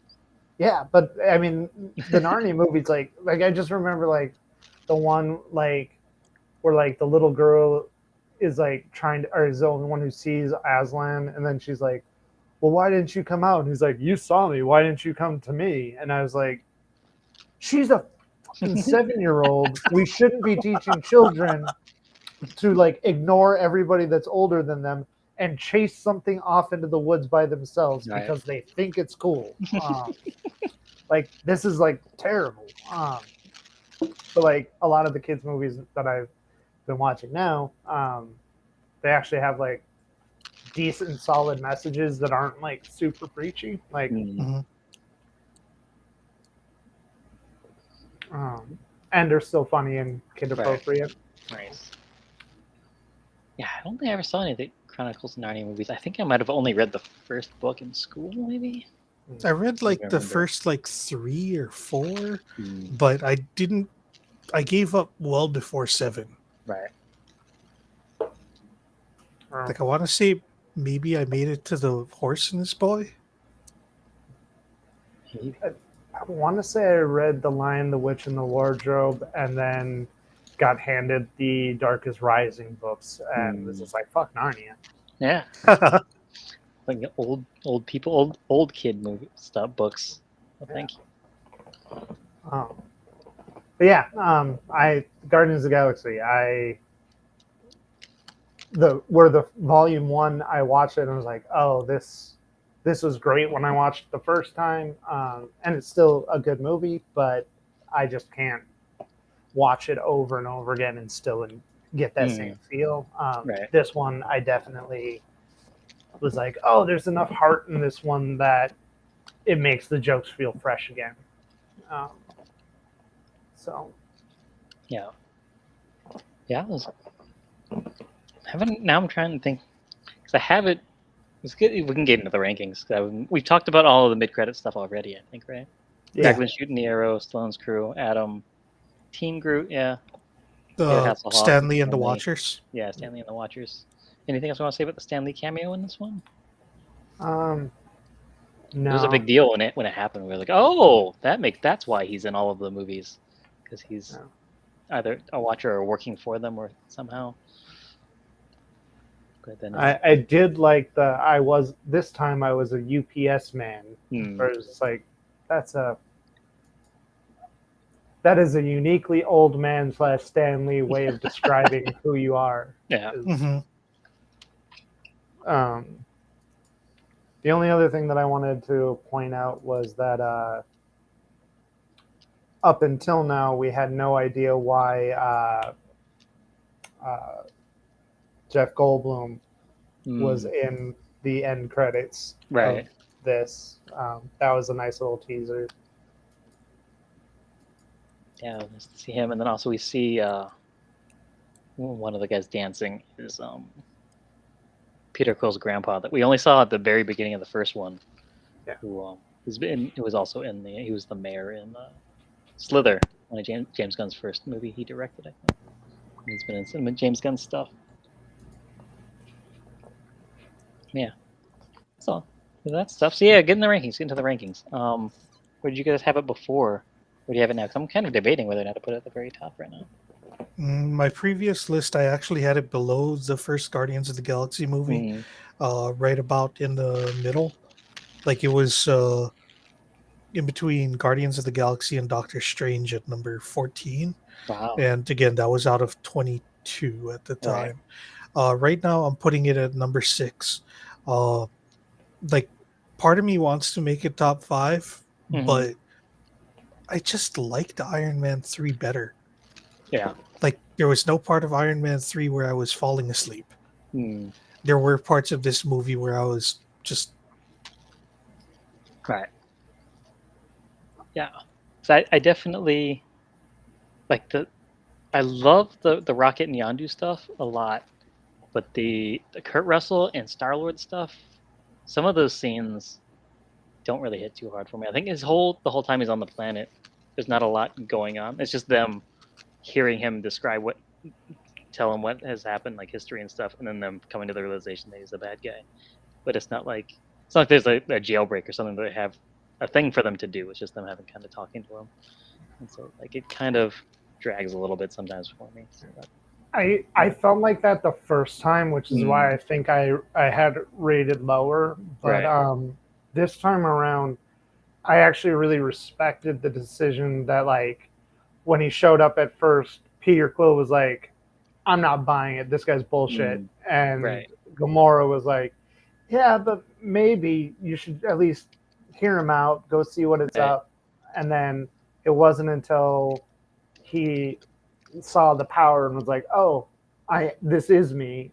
This is where I'm from," that he had that reaction. And so, like, part of me is like, "Oh, I really respect that they let that be a subtle thing." And then he couldn't look away from the fact that, yeah, this is actually my dad, which I didn't believe before, but he's still a douchebag, which is what I thought right off the bat. Like, I enjoyed that being a thing without them like finding the kids or blah blah blah. He was like yes, he found out that he killed his mom, and that was the thing that like snapped him out of like whatever trance he was in. But he was still like asking questions like, "Well, what about my friends? What are we doing here?" Like, you could see him fighting that the entire time. So like, I respected that more. I agree it's a slow part, but I respected it for this time around.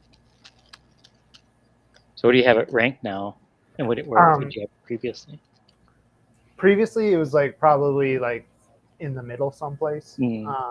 But like now, I think like I've got 2 rankings for it. If I take all of my fandom out,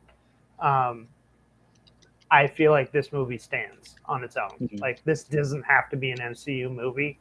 It's still a good movie, still well structured, has strong character development and everything. If I put my fandom in, it goes down a little bit because I like Iron Man. I like First Avengers. Winter Soldier and Age of Ultron are still higher for me than this one, but I think it's definitely like it's knocking on Iron Man 3's door. So I'd say it's like 5 or 6 maybe. Okay. Yeah, I'm very similar. I had it at 5 before, like in between Iron Man and Black Panther, but now I've got it 3rd, right after Iron Man 3, and above Thor. Yeah, I think Iron Man 3, like Chad was saying, it doesn't have those times when I'm like, I'm not, this is kind of dragging for me or whatever. Like there's just less of those moments in Iron Man 3, so it's pretty close. But yeah, I put it right on. And I feel like the thing about Iron Man 3 is and I feel like this is why it's unfair that I like it as much as I do, or that it gets ranked so much higher, is because Iron Man 3 is the continuation of the character arc from the first two. Yeah. So like it feels a lot more meaty. But that's only because of the other two. And that's why I split my division. Like Iron Man 3 without Iron Man 1 and 2 doesn't make sense. Right. But this one I think doesn't even need Guardians of the Galaxy 1 to make sense. Yeah. I agree with that. Right. Like only Iron Man so far needed no other movie before it to, like, Iron Man 1 and Captain America 1 are the only movies that really stood on their own without the benefit of the rest of the lore. But this one I don't think needed it. You could change all the names and keep it the same movie and it would be fine. Right. Yeah.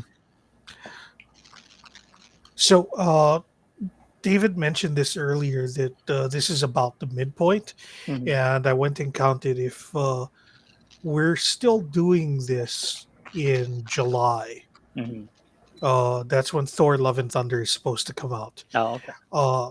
There would be 14 movies after Guardians Volume 2, and Guardians Volume 2 is the 15th movie on my list. Oh, there you go. So we're at exactly the midpoint. So just for the people that are watching, like if we could just real quickly go over top 3, bottom 3 on each of our lists. Yeah, that's a great idea. For me, I top gotta make 3, an actual list. For me, top 3 is Winter Soldier, Iron Man, and Thor, because I'm the only one that likes Thor that much. And bottom 3 is Dark World, Iron Man 2, and Age of Ultron, because I hate that movie so much. My top 3 are Winter Soldier, Age of Ultron, and Iron Man 3. Right now, from my immediately thinking back to it. My bottom 3 is Thor: Dark World, Thor, and probably Iron Man 2, maybe. No, I don't know. Like that third slot's kind of. Yeah. I feel like Can you think of anything maybe worse Hulk? than Iron Man 2 off the top of your head? Oh yeah, Incredible Hulk. No, I liked Incredible Hulk more than I liked a lot of movies. I'm gonna stay with Iron Man 2. Like, okay, there's good parts of it. Like, other than the first 2 Thor movies, no movie have I actually disliked watching. Right. I would like to point out that I did like Age of Ultron the first time that I watched it. It's just that it's been the one that I've seen subsequently the most, I think. And all of its flaws grate on me. Yeah, it's something that you really notice when you're watching, I think, if it's what you're looking for. Yeah, especially because I keep on ending up watching the parts that I don't dislike on TNT. That's how they get you. So my top 3. Oh, sorry, go ahead, David. I don't want to interrupt you again. Top 3: Guardians of the Galaxy 1, Iron Man 3, Galaxy 3, and then Thor. It was number 4. Now that we're getting number 4, I don't like Thor as much as Chad, I guess. But bottom 3: Iron Man 2, Hulk, and Thor: The Dark World. So I think pretty good consensus as far as Iron Man 2 and Thor: The Dark World being bad, and Iron Man 3 being great between the 3 of us. I think just going off of what you were saying, Chad, one of the differences maybe in the way that we rate movies is that it's not just the flaws that I see, like the good parts and the bad parts of the movie, and it's a ratio between the two. So like Age of Ultron for me has enough high points to take away some of the lower hanging parts. Because I also want to just say, like, all the flaws that you pointed out, I'm like, no, those are all accurate. It's just Thor and Dark World for me didn't have any high points to counter their down points. That's Mhm. why they're rated so low for me. For the record, my rankings are based on the very scientific process of how much do I want to rewatch this. Yeah, mine because I was already planning on rewatching these movies again because I do that once every like 2 or 3 years now. Um, and my process is how much am I dreading this chunk of movie that I have to watch to be a completionist. So, Mhm. and when it gets to Thor, I'm always like, I could just rewatch an entire series to push this off a little bit further, right? Um, like I think the last time I was like, oh, I'm getting ready to have to watch Thor, I was like, oh, I can watch Agent Carter instead. Which Agent Carter was a good show, Very but good. just for the time sink that I would Mm. rather watch an entire season of a show than sit down and watch 1 3 hour movie. Right. That's all. Okay, well that's our thoughts on Guardians of the Galaxy Volume 2. Quick segment. We're bringing back a game we played for the first one. This is a game that I like to call I Am Groot Volume 2. Slightly different rules than last time, in which I did all of the I Am Groots. We're each going to pick a line from this movie that we just watched, so that's still fresh in our memory. And we're going to present it as Groot. There's the 3 words, I am Groot. And the other 2 will be able to ask a question, a yes or no question, and then make a guess based off of the your impression. And we'll just do 1 round this time. Yeah, because I think it's something we can do more often. So while you guys are thinking of yours, I'll go first. Okay. You guys think of a line. Okay. I am Groot. Oh, God. I always put a little question mark on it because I'm not confident. So it makes it seem like it's a question. It's not, though. Okay. Also, we're going to do like golf rules. So whoever can get people to guess their thing in the least number of guesses Okay. wins. Yeah. Okay, so I'm Groot. I'm Groot. I'm Groot. Chad, you can go first. Or Rory. Whoever has the question, go first. Is this a male character? Yes. I'm Groot. Is this character regular human colored? No. You can make a guess now, too. Is it Drax? No. I'm going to say Yondu. Yes. I'm Okay. Groot. What's your guess for the line, for the quote? My line is because you were skinny, little, good for thieving. No, it's not. That's a good one. I'm Groot. Yeah, this one. I'm Mary Poppins. Yeah, that's it. There you go. So that took, I think, 4 guesses. I should have been keeping track. I don't even know. Was that 4 or 5? Something like that. Rory, Chad. All right, so is it my turn now? Yes. Okay. That was I am Groot. Mm, To repeat the line again. yeah. I am Groot. This is clearly Drax, right? No. I'm so bad at speaking Groot. Is this a female character? No. Oh, is this not Brandy? You're a fine girl. No. Well, fuck. Now you just guessed mine, David. I am Groot. Sexy, like someone saying something seductive. Is this Sly Stallone's character? No. Damn. Um, I'm running out of sex. yeah. Is this Rocket? Yes. Is it? Oh God, what's it? What was the good ones he says? Oh. Trying to think of the time he's being seductive. I am Groot. I don't know. Right, you ask another question. Is this rocket with the batteries? I forget the line. Oh, The I don't know what the line is either, but no. okay. is he? Does he say this to to Yandu? Yes. Yes. Crap. What does he say to him? We just watched the movie. Oh, you got you Go, got to Rory. you got to use smaller words. Speak that part. He's No. trying to teach him how to speak Groot. That would have been really meta. Oh, Chad. yeah. That's what It would have been, but I wasn't thinking about that. Yeah.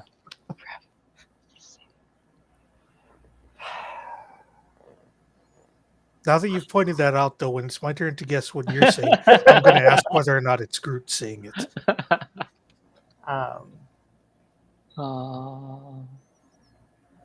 Is it a funny line? I think so. Is it when he's saying you guys should definitely have this conversation when I'm not standing in the middle of what you're shooting? No, but that's a really good line. I love that moment.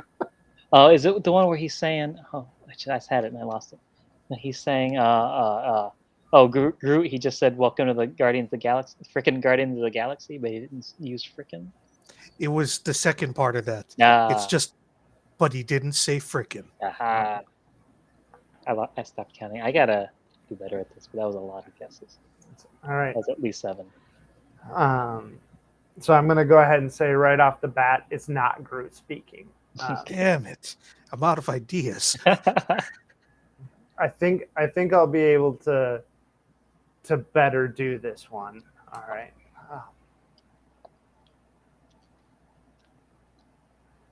I am Groot. I am Groot. Is it a question? No. Is it a female character? No. Okay. Yeah, it's got. I'm getting. I am Groot. I am Groot. I'm getting strong vibes of Kurt Russell. I'm getting Kurt Russell vibes here. It's similar, but no. Oh. But would you say that the person giving this line is giving a bit of Kurt Russell vibes in there? Yeah, I mean, I don't think they're intending to, but I think like they're vibing at the same level in this movie. I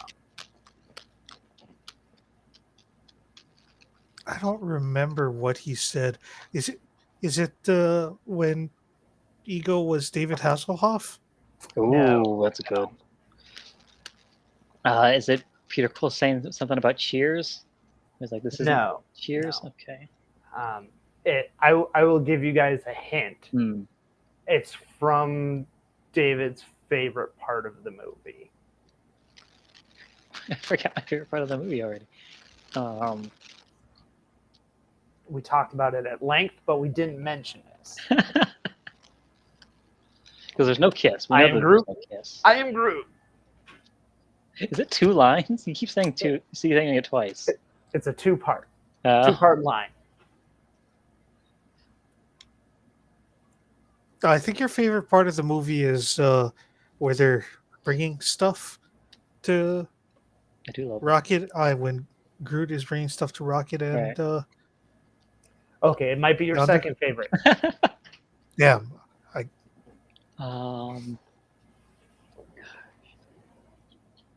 Is it the Yarroot thing? Nope. No, it's not that. It's not a female character. I mean, That's right. Okay. We should go back to guessing which character says it. Yeah. Is it Star-Lord? no. Okay. Is it Yondu? No. I am Groot. I am Groot. It's not Stallone, is it? No. No. Is it Drax and Ego talking to each other about the penis? Nope. It's a two-parter. And I like it.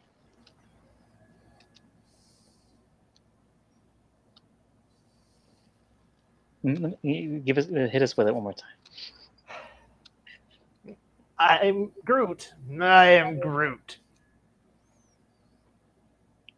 I feel like it's somebody saying something and then taking it back because something bad happened. No. I'll give you another hint. Yeah. This character was in both movies. So it's probably a member of the team. Is it No. is it a Guardian of the Galaxy? No. Oh. Oh, Is it a Ravager? No. That's possible. who's in both? Is it Stan Lee? No.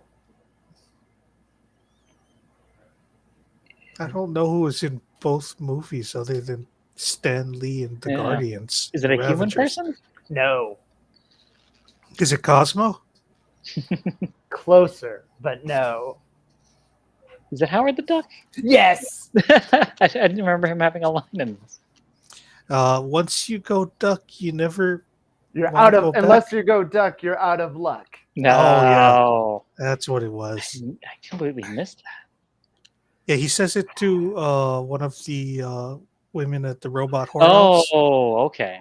And that particular one that he's speaking to is played by Molly Quinn. She was the daughter on Castle. Oh. Yeah, I think I must have been distracted while I was watching that scene. We know. I'll chalk it up to that. Yeah, that took a lot of guesses, so I think technically this one I won. So if anyone wants to go back and rewatch the replay and give us the exact counts, please do that because I did not do a good job with that.